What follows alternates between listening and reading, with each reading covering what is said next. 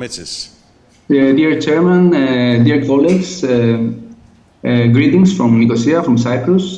First of all, I would like to thank the organizing committee for inviting me to this very interesting conference. Without losing any more time, let's proceed with the topic, with the presentation, which is about the devices we use for transcatheter closure of ASD, PFO, and LAA. Let's explore the similarities and the differences of the devices. PFO is the flap-like opening. I cannot see your slides yet. Oh, sorry. Okay, now should be. Can you see the slide now? Yes. Apologies. Again, PFO, the flap-like opening without any loss of septal tissue. It's a quite common condition in about 25 to 30% of adult patients. And now we have robust evidence that it is not a benign condition. It can be associated with cryptogenic shock via paradoxical embolism. Over the last 10 years, there have been conducted 6 randomized controlled trials comparing the PFO percutaneous closure with medical therapy with very promising results. These RCTs have been used different devices, and let's have a deep view in the most common of them. Starting with the Amplager PFO occluder from Abbott. It consists of 2 nitinol wire mesh discs. The right disc is larger than the left disc, apart from the small device, the 18 millimeter device. There are 5 devices that can cover all the anatomies, and of course the device is covered with Dacron that stimulate endothelization. We have the Figula PFO occluder from Occlutech. The difference of this device with the previous one is that the nitinol discs are covered with titanium, and this can minimize the nickel expose and can be suitable for patients with a nitinol allergy. Furthermore, this device is less traumatic as there is no hub in the left atrial side. Again, 5 available devices. And last, we have the cardioform septal occluder from Gore. This is a non-self-centering double disc device. Again, 2 discs covered with PTFE and 5 available devices. This meta-analysis tried to explore the risk of stroke recurrence according to the device based on the previous randomized controlled trials. And as we can see, there is no much difference with regards to the risk of stroke. However, the risk of atrial fibrillation following the procedure, especially with the Gore devices, was elevated. This slide concludes these devices. Again, the Amplager PFO, we have the largest experience. However, it's a rigid device and maybe cannot be used in more complex anatomies.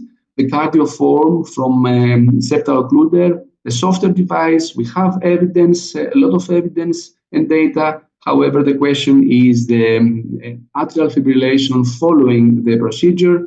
The Figula PFO occluder, which is, as we said, very useful for patients with nickel allergy. And finally, a new concept, the noble stitch, which is not a device, but it is a procedure where we put 2 stitches, one in the right side and one in the left side of the septum, and this is how we close the PFO.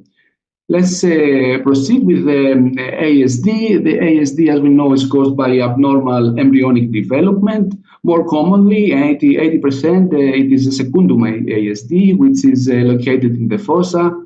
And this can be completely asymptomatic, but sometimes, and if there is RV volume overload and with a QPQS more than 1.5 and there is no Eismenger, there should be a treatment for these patients. Surgery versus catheter closure, similar success, lower morbidity and lower hospital stay for patients treated with catheter intervention, but with higher re-interventions. Are all the ASD suitable for catheter intervention? No. Of course, the diameter of the ASD is the most important thing. There should be sufficient rim to facilitate the stability and the stable delivery of the device. And of course, the dimension of the total septal length should be no smaller than the left disc.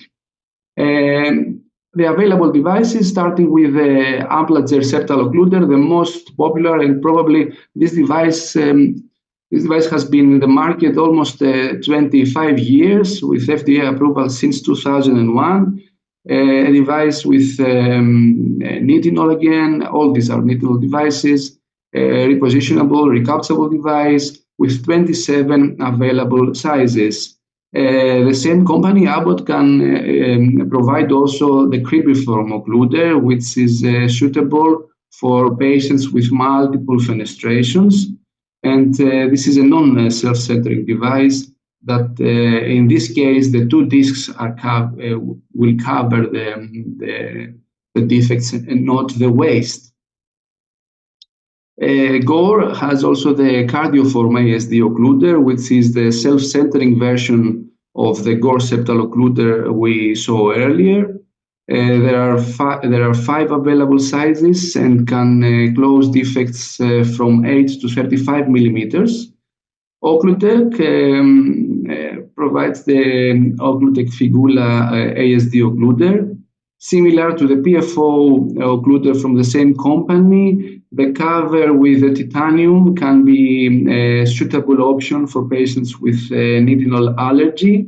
There are 20 available sizes, and disadvantages the slightly larger delivery catheters.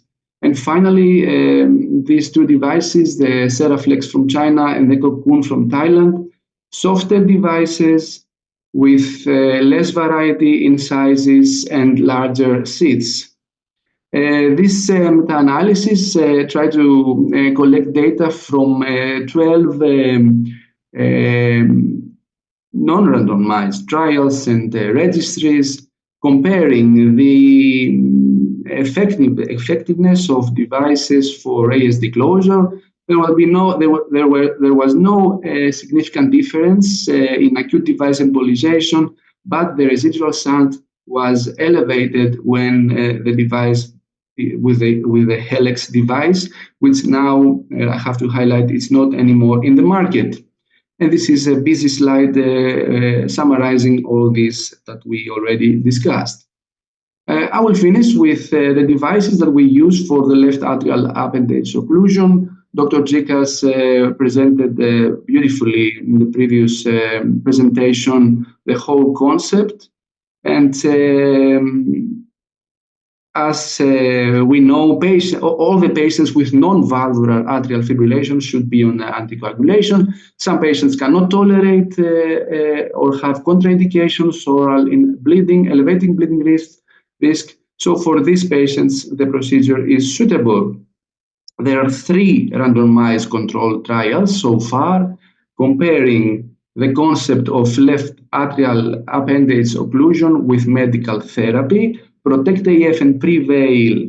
These randomized controlled trials compare the Watchman device, the first generation of Watchman device, versus warfarin. The LAO was non-inferior, and PRAG 17 include 2 devices, the Watchman and the first generation of the Amulet, ABC.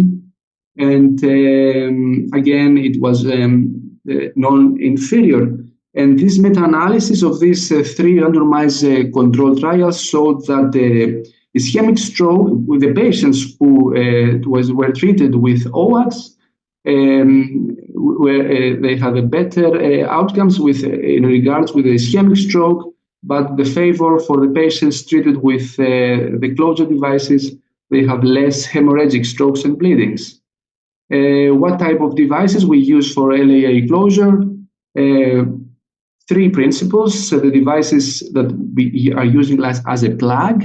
There is an endovascular delivery of a lobe in the neck of the LAA, and this is how we close the communication between the LAA and the left atrium. The pacifier principle, apart from the lobe, which is delivered in the ostium of the LAA, there is also a disc that is used to seal the LA. And finally, the concept of ligation, which is more a surgical concept. Many devices available. We will focus only in these two that have FDA approval. The Watchman Flex device, which is the evolution of the Watchman 2.5 device. It's a self-expanding nitinol frame structure with 18 fixation barbs. Has received the approval from the FDA in 2020. Just to highlight that the previous Watchman device was the only one with FDA approval. And the Watchman Flex can be used to close LAAs with size from 17 to 31 millimeter. From the other point, we have the Amblager amulet from Abbott. This consists of a lobe and a disc. Approval from FDA in 2021. And it can be used to close a larger variety of sizes, starting from 11 to 31 millimeter. Both devices are recapturable, and the Amblager also can be used in more difficult anatomies. This is the evolution of the Watchman device, and for all of us who are Watchman operators, we can understand the correct choice of the delivery catheter. There are three catheters and with anterior curve, which is used for retroflex chicken wing LA anatomies. The double curve catheter, which is most commonly used for superior anterior directed LAAs, and the single curve for mid-level to inferior directed LAAs. And this is the Amblager amulet, as we said earlier, and the sizes of the device. We will finish with the two randomized control trials that try to compare head-to-head these two devices. The Amulet IDE randomized control trial compared Amulet with the first generation of Watchman with regards to the device-based LAA closure. And this is the 3 millimeters per device leaks that you heard earlier by Dr. Tzikas.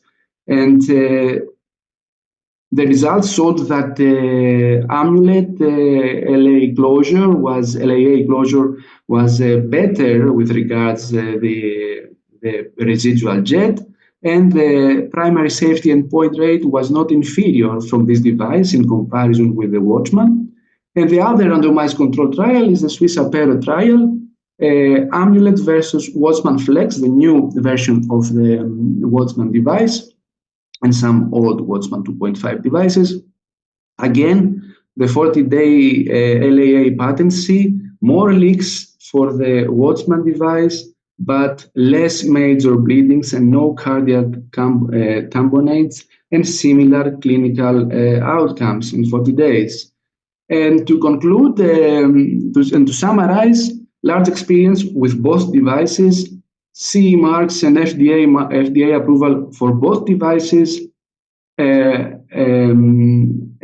advantage of the Watchman, the new round ball design that is safer and you can maneuver safely in the LAA. And these patients, since they don't have the LA disc, they don't need for further time anticoagulants for the endothelialization. However, there is more often peri-device leak, and the Amblager amulet, a device that can close almost every LAA, and however, these patients need longer-term depth for the endothelialization, and the data shows more periprocedural bleeding and more procedural-related complications. Thank you very much for your attention. Have time for questions. I would like to thank you all for attending this session. Good night.